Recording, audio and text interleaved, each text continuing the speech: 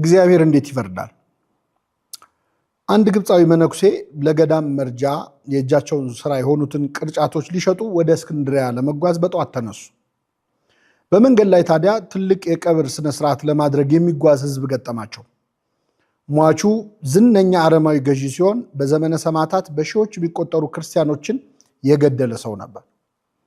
አሁን ዕድሜ ጠግቦ ሞቶ ነው። ቀኑ ውብ ፀሐያማ ቀን ነበርና የሀገሪቱ ዜጎች በነቂስ ወጥተው ገዣቸውን እየቀበሩ ነው። ይህን ያዩት መነኩሴ ጉዳያቸውን ፈጽመው ወደ ገዳም ሲመለሱ አሳዛኝ ዜና ሰሙ። ለ60 ዓመታት በበረሃ በብህቱና ቅጠልና የበረሃ ፍሬ ብቻ እየበላ የኖረ ጸሎተኛ ባህታዊ በዚያች ዕለት በጅብ ተበልቶ ሞቶ ነበር። መነኩሴው እጅግ ጥልቅ ሐዘን ውስጥ ሆነው እንዲህ ሲሉ አሰቡ። በሺህ የሚቆጠሩ ክርስቲያኖችን የገደለው አረማዊ ሰው በታላቅ ክብር ታጅቦ ሲቀበር ሕይወቱን ሙሉ በጸሎትና በጾም ፈጣሪውን ያገለገለው ባህታዊ በጅብ ተበልቶ የተዋረደ አሟሟት ሞተ። ይህ እንዴት አይነት ፍርድ ነው? እግዚአብሔር ከመልካምነቱ ሁሉ ጋር ኢፍትሐዊ ነገሮች ሲሆኑ ዝም ብሎ ለምን ያያል? በዚህ ምክንያት ብዙ ሰዎች የፈጣሪ መኖር ይጠራጠራሉ። እኔም ፍርዱን እንዲገልጽልኝ መጸለይ ይኖርብኛል አሉ። ከዚያች ቀን ጀምረው መላልሰው ወደ ፈጣሪ ፍርድህን ግለጽልኝ እያሉ መጸለይ ጀመሩ። ብዙም ሳይቆይ እግዚአብሔር ፍርዱን ገለጸላቸው። ከሳምንታት በኋላ እንደተለመደው ወደ እስክንድሪያ የ3 ቀን ጉዞ ሊሄዱና ቅርጫታቸውን ሊሸጡ ተነሱ። መንገድ እንደጀመሩ ድንገት አንድ ወጣት መነኩሴ ወደ እርሳቸው ሲመጣ ተመለከቱ። አባቴ ባርኩኝ። እግዚአብሔር ይባርክህ። ወዴት ይሄዳሉ? አለ ወጣቱ መነኩሴ። ወደ እስክንድሪያ ቅርጫቴን ልሸጥ እየሄድኩ ነው አሉት። ጥሩ አጋጣሚ ነው አባ፣ እኔም ወደዛ እየሄድኩ ነው አለ በትህትና። ጎሽ አብረን እንጓዛለና አሉ አባ። ወጣቱ መነኩሴ ከእጃቸው ሸክማቸውን ተቀበለ። ጥቂት እንደሄዱ እንዲህ አላቸው። አባ ያው እንደሚያውቁት መነኮሳት ስርዓት ጉዞ ስንጓዝ በጸሎት ከእግዚአብሔር ጋር መነጋገር ነው ያለብን አይደል አላቸው። ልክ ነው ልጄ አሉት። እንግዲያውስ ለ3 ቀን አብረን ስንጓዝ እስክንድሪያ እስክንደርስ አንዲትም ቃል አንነጋገር። ምናልባት በ3ቱ ቀን ጉዟችን ለማየት የሚከብድ ነገር እንኳን ሳደርግ ቢያዩኝ፣ ላይናገሩኝ፣ ላይፈርዱብኝ የዝምታ ቃል ኪዳኑን ላያፈርሱ ቃል ይግቡልኝ አላቸው። አባ እየተገረሙ እሺ በሕያው አምላክ እምላለሁ ልጄ አንዲትም ቃል አልተነፍስም አሉት። ሁለቱም አባቶች በጠዋት የአርምሞ ጉዟቸውን ጀመሩ። ቀትር ላይ ወደ አንዲት መንደር ደረሱ። 2 ወጣቶች እነዚህን መነኮሳት አዩአቸው። ከሁለቱ አንዱ ቅዱሳን አባቶቼ እያለ ወደ እነርሱ ሮጠ። አባቶቼ ፀሐዩ እስኪበርድ ድረስ እባካችሁ እኛ ቤት አረፍ በሉ አላቸው። ፀሐዩዋ እየከረረች ስትመጣ በበረሃማዋ ግብፅ ጉዞ በጠዋትና ማታ እንጂ በቀትር ስለማይታሰብ ጉዟቸውን ማቋረጥ ግድ ሆነባቸው። ስለዚህ 2 ወጣቶች እነዚህ መነኮሳት በክብር ተቀብለው ከቤታቸው አስገቧቸው። እግራቸውን አጠቧቸው። በቤታቸው ከትውልድ ትውልድ ሲተላለፍ የኖረ የከበረ እጅግ ውድ የብር ሳህን ላይ ምግብ አቀረቡላቸው። መነኮሳቱ በዝምታ ተመገቡ። ከዚያ ትንሽ አረፍ የሚሉበት ክፍል ተሰጣቸው። ትንሽ እንደቆዩ ወጣቱ መነኩሴ ቀስ ብሎ ወደ ምግብ ማብሰያው ክፍል ገብቶ የበሉበትን ውድ የብር ሳህን በልብሱ ደብቆ ይዞ መጣና አባን ጠቅሶ ጠራቸው። ተሰናብተው ከወጡ በኋላ አባ በቀሚሱ ውስጥ የተደበቀውን የብር ሳህን ሲያዩ ደነገጡ። መናገር ባይችሉም በልባቸው ግን እንዲህ አሉ። እነዚህ ደግ ወጣቶች በክብር ተቀበሉን፣ እግራችንን አጥበው መገቡን። እውነት ለውለታቸው ምላሹ ውዱን ንብረታቸውን መስረቅ ነው ብለው አዘኑ። ጥቂት እንደቆዩ የመስኖ ውሃ ወደ ተከማቸበት አንድ ድልድይ ደረሱ። ውሃውን ሲሻገሩ ታዲያ ወጣቱ መነኩሴ በብር ሳህኑ ላይ ካማተበበት በኋላ ወደ ወንዙ ወረወረው። አባ ግራ ገባቸው። እንዲህ ብለው አልጎመጎሙ። እንዴት ያለ ነገር ነው? ሳህኑን የሰረቀው ሊወረውረው ነው? እዚያው አይተውላቸው? ዝምታቸውን ሊያፈርሱ አይችሉምና ዝም አሉ። ሲመሽ ወደ አንድ ወጣት ባልና ሚስት ቤት ደረሱ። እንደ ቀኖች ወጣቶች እነዚህም በክብር እግር አጥበው አስተናገዷቸውና ማረፊያ ሰጧቸው። ባልና ሚስቱ የ2 ወር ሕፃን ልጅ ነበራቸው። በጠዋት ሲነሱ ወላጆች ሳይነሱ ወጣቱ መነኩሴ ቀስ ብሎ ሄዶ የተኛውን ሕፃን ገደሉ። አባ ሊያስጥሉ ቢሉም አልቻሉም። እየጎተተ ይዟቸው ወጣ። ጌታ ሆይ ምን አይነት ርጉም ነው! ንጹሕ ሕፃን ገደለው እኮ እያሉባቸው ወረደ። ምንም እንኳን አንጀታቸው በሐዘን ቢኮማተርም በመሃል ላይ የገቡበትን አርምሞ አፍርሰው ከግዝት ላለመግባት አንዲት ቃል አልተናገሩ። በቀጣዩ ቀን 2ቱ መነኮሳት ወደ አንድ መጠጥ ቤት ደጅ ደረሱ። ጭፈራ ከሩቅ ይሰማል። ሰካራሞች መነኮሳቱን ሲያዩ ቅዱሳን እያሉ ተሳለቁ። በሰካራም አንደበት የሚናገረው ዲያብሎስ ነው ብለው ዝም አሉ። ወጣቱ መነኩሴ ግን ወደ መጠጥ ቤቱ አቅጣጫ በግንባሩ ተደፋና 3 ጊዜ ሰግዶ ተሳለመ። ጥቂት እንደሄዱ አንድ ያረጀ መስቀሉ ከጉልላቱ የተነቀለ በርና መስኮት የሌለው ቤተክርስቲያን አዩ። ወጣቱ መነኩሴ ድንጋዮች ለቀመና አማተበበት፣ ወደ ፈረሰው ቤተ መቅደስ ወረወረው። አባ ይህን ጊዜ መጠጥ ቤቱን ተደፍቶ ተሳለመ፣ ወደ መቅደሱ ድንጋይ ወረወረ ብለው በዝምታ ተንጨረጨሩ።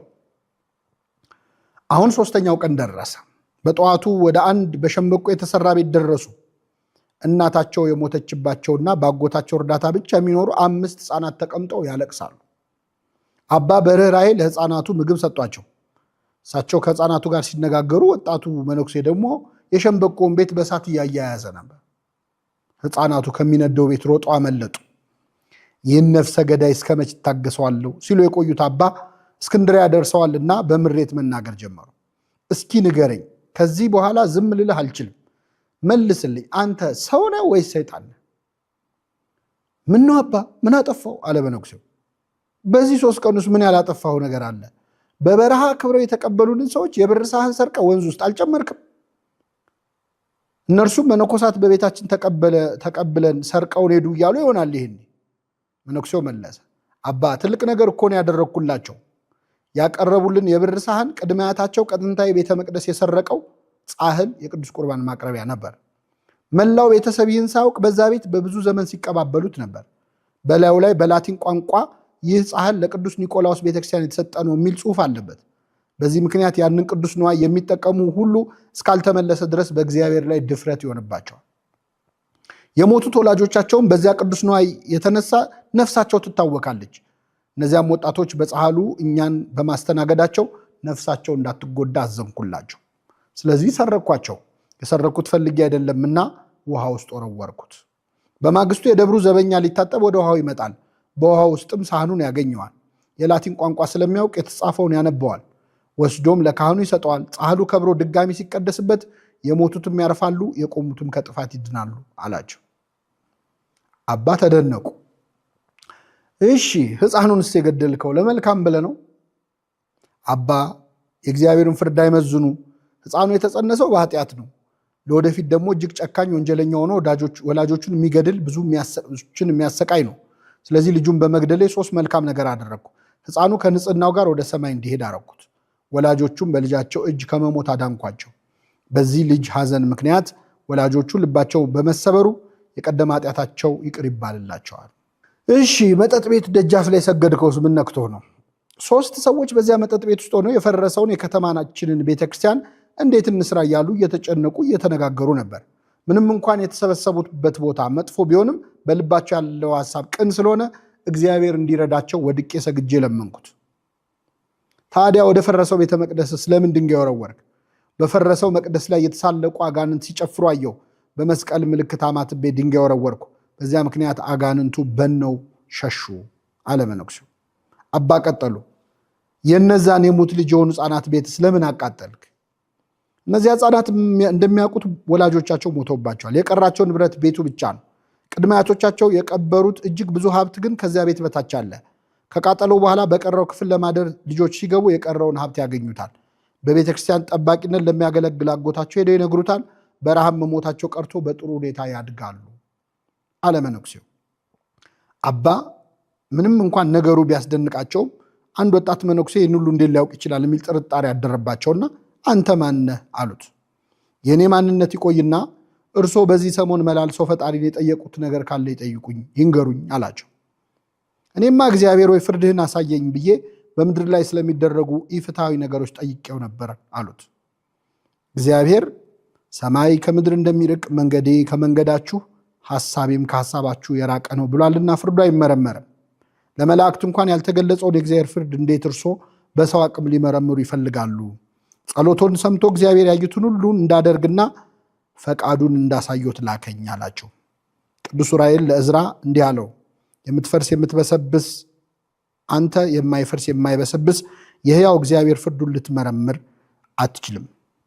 ዘ ፓትሪስቲክ ሄሪቴጅ ቡክ 2 ላይ ነው ያገኘሁት። ይህን ታሪክ ትንሽ የሚመስለው ታሪክ በ1747 የተጻፈው የቮልቴር ዛዲግ ላይ አንብቤ የታሪኩ ሞራል ደስ ቢለኝም የዞራስትራኒዝም ነበርና ለቤተክርስቲያን አይሆንም ብዬ ትቼው ነበር። ለካ ይህ ታሪክ አስቀድሞ በመነኮሳት ታሪክ የተመዘገበና በዚህ መልኩ እስከ 4ኛው እስከ 5ኛው ክፍለ ዘመን በወርቃማ የምንኩስና ታሪኮች ውስጥ ተመዝግቦ አገኘሁት። ባየነው በምናየው ሁሉ እንዳሻን የእግዚአብሔርን ፍርድ በምንደመድምበትና በምናብራራበት በዚህ የደፋር ዘመን እንዲህ ያሉ ታሪኮች ልጓም ቢሆኑን በሚል ተርጉሜዋለሁ።